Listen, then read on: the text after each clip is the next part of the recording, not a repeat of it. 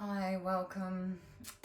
I just wanted to drop in quickly today and explain a bit of the process with the artwork. So, before I finish a canvas and how I start one. So, I've got a very empty ish blank canvas here that a few years ago I started to put things on, and they usually, when I'm feeling inspired about a picture or something or an archetype, I'll plant it into a canvas, and as long as that canvas is sort of talking to me, I'll continue with it. But usually I will be pulled by something else that will get my attention, and I'll go towards that and then come back to the canvas years later or just a little time later. But I just want to show you what underneath each picture, how I start. So it's really, I begin with a circle, and most of the artworks are done with the circles underneath, and there'll always be 7 or 8 circles in a row, and they represent the chakras, the spinning vortices within the central channel of our subtle body. And so each artwork is a practice for me to go through different maps of subtle bodies and to witness in my own being where shadows might still exist, or the alchemy that exists within each sort of area of the body, and what structures they may relate to in the physical body, because each nerve plexus is related to a sort of chakra and a quantum that's like a quantum field from the macrocosm into the microcosm. So our small body has access through these channels into the macrocosm.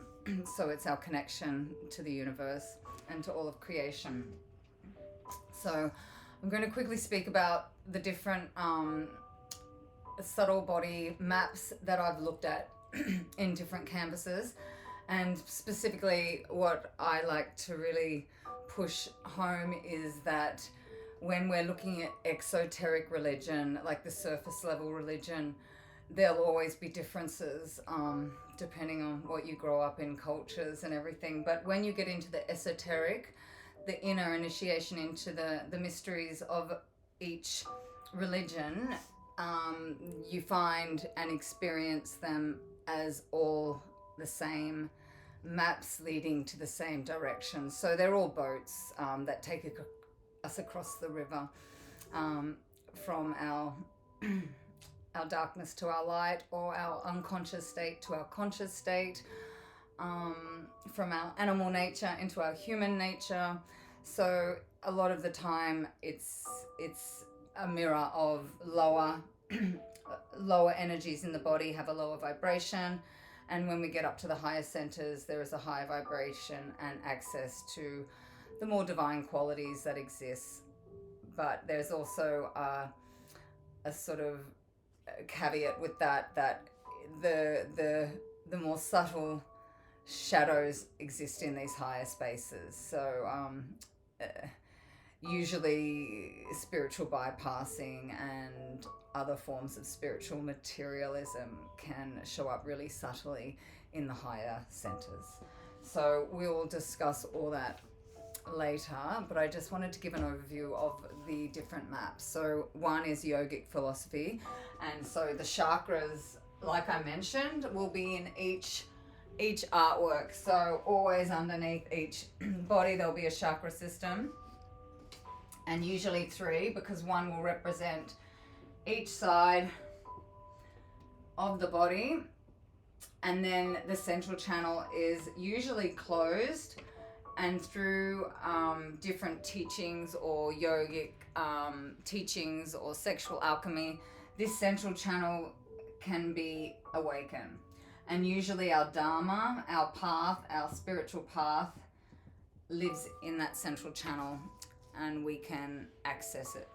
So habits and desires are usually operating in the lower 2 chakras or lower 3 chakras. And this represents earth, water, fire, air, and the ethers upwards. So earth is our grounding, our foundation to the earth, and we can think about the qualities of the earth. So when we feel stuck or not belonging on the earth, ungrounded, we know we're out of balance in this bottom chakra. So it might be fears, insecurities, a weak constitution, sexual perversions, all to do with the organs of elimination. So when we've got problems with lower, that could mean an imbalance in the lower chakra. We move up to the water, and this is our creative waters. So this is also our reproductive organs and sexual organs. But the waters here can be used for both higher creativity and all of our creative and spiritual aspirations, and then more in the shadow when we get stuck in our rigid emotions, or we get frigidity or guilt showing up. So if there's a lot of guilt coming into our psyche, then we might realize we have an imbalance in this chakra, and it may, working on these lower triangles then can sometimes help. And when we know we're in balance here, we have patience and creativity and our responsible relationships. So it's a tricky one, because it's easy to deceive ourselves in relationships when we're getting something out of it, and we sort of play off a little bit of our soul just to keep the peace, but it's not serving anything, and it will keep us from our spiritual path and in the shadows. So we move into fire, and this is the quality. So what is fire? Anger. So when we've got a lot of anger issues, it can be an imbalance in this third chakra. And things like leg lifts, different workings on this plexus will balance out this area of the body more. It's in charge of our self-esteem, and if we're feeling there's lots of obstacles in the way, and conforming to be recognized, so then we might have problems with this sort of area and digestion and things as well, especially if we're refuting our own desires and wishes for someone else. There'll be also problems in this area. So again, moving up to the heart center. So this is what gets us out of our egocentric nature back into the collective. So when we can raise the energy and work on our heart center more, opening that in various ways, through sound, through movement, through just awareness and love and compassion, then we can move into this space. But if we have a lot of guilt and a lot of grief, it could be an imbalance in the heart center still.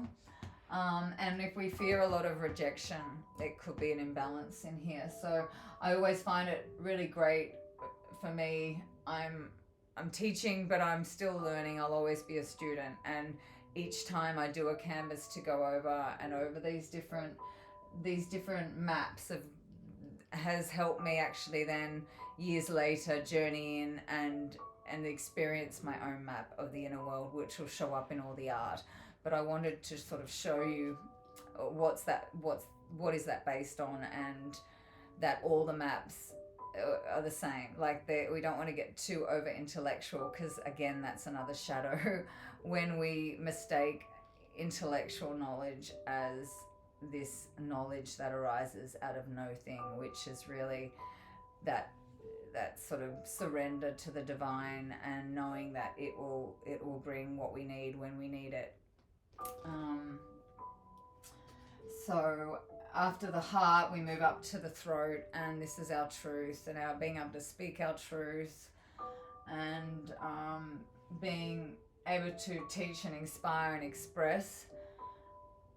And if we're in the shadow here, we can be in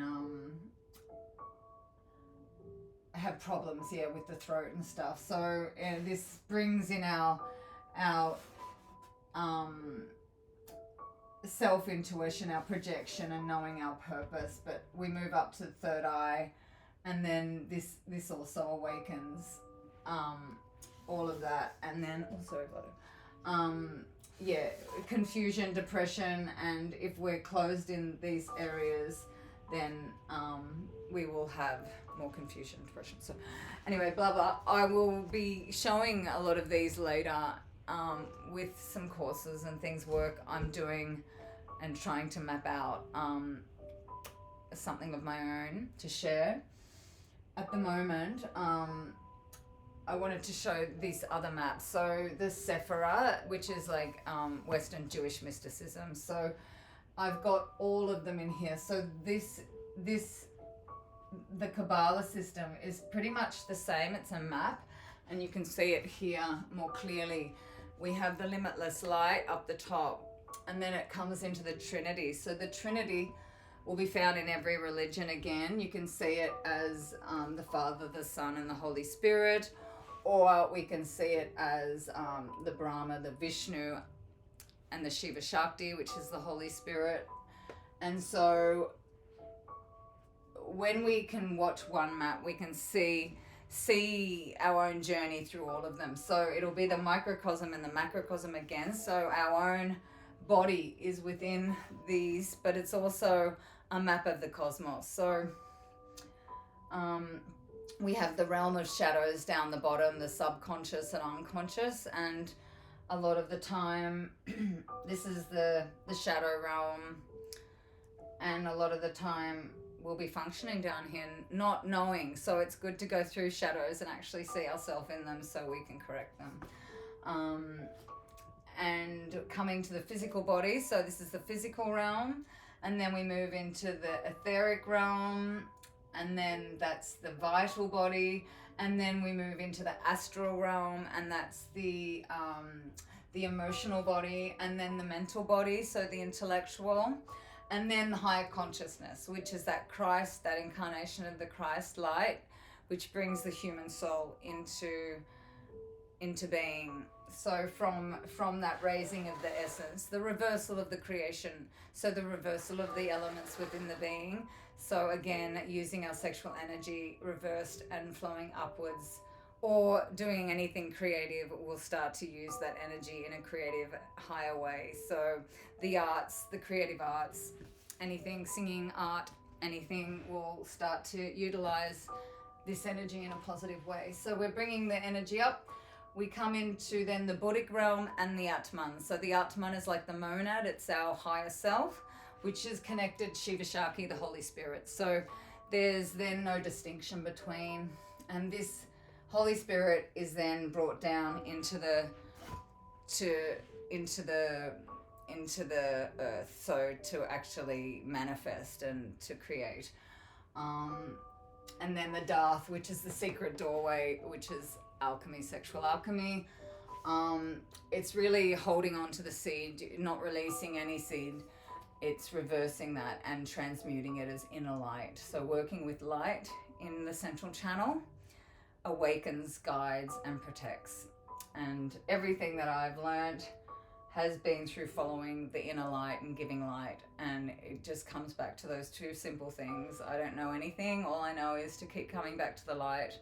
Any problem I have, give it light, surrender to the light within, and it keeps us at 0 point, and following the mystery of we don't know, and then we don't get attached. So then, yep, that's another system which overlaps with the chakras, same sort of thing, lower to higher. And then in the Book of the Golden Flower by Wilhelm and then Jung, which talks about the immortal man and the activation of the light body.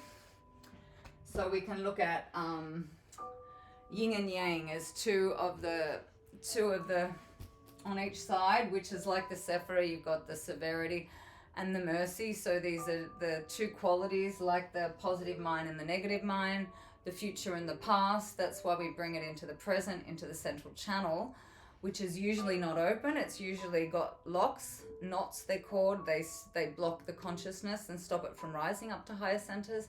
And that's why we do activities like Kundalini yoga and other teachings that help us push through these locks and awaken to higher centers. So we have yin and yang, and then the monad in the middle, the higher, the inner higher self, the inner being. And the yin and the yang are the dragon energies, feminine, masculine, the logos, and eros. So these are forces in creation, and it is actually the power over eros that awakens the light within. So it's using divine desire over human desire to awaken and reverse the flow of creation. So we have the anima and the animus. Every single person has a protector, and it's even spoken of in the Quran in Al-Tariq. It's saying that this can be reversed, the flow of creation back up the spine. And each person has this protector. For a woman, we will find our genie, our daemon, our male counterpart, which is a personal jinn, or and then it's a solar angel. So we move. So it would be an animus for me, and for a man it's an anima. And there's a great paper I read once on a dissertation on, it's called Wooing the Spirit Bride, and it's written by a man who talks about different ways to woo his anima, which is usually through the arts and different ways that we can get more information. And so this is what I'm doing in the art. It's a divine love story. I'm wooing my spirit bride. I'm trying to get more information, and it's a journey within the soul to meet these aspects within our being and be a reflection and take on the qualities and these higher qualities of what I might be studying at the time, or to learn from them. So there are a couple of systems, and again, I will talk about these all in different artworks, but I just wanted to show an underlying map of what my process is underneath. So I'm starting in circles and then ending hopefully in the circle of the self. So it's a map to get back into unity and this self-realization, and just following the joy of art and being. So as I get more information and integrate as I go, it's a long process. It's years and years of mapping out thousands and thousands of circles over time, and each time it's helping integrate and learn. So I hope that makes some sense and it wasn't too over the place. Like I said, I will come back and be a bit more concise and explain things more neatly another time. But I hope that gives you some idea of my process. So thank you for listening, and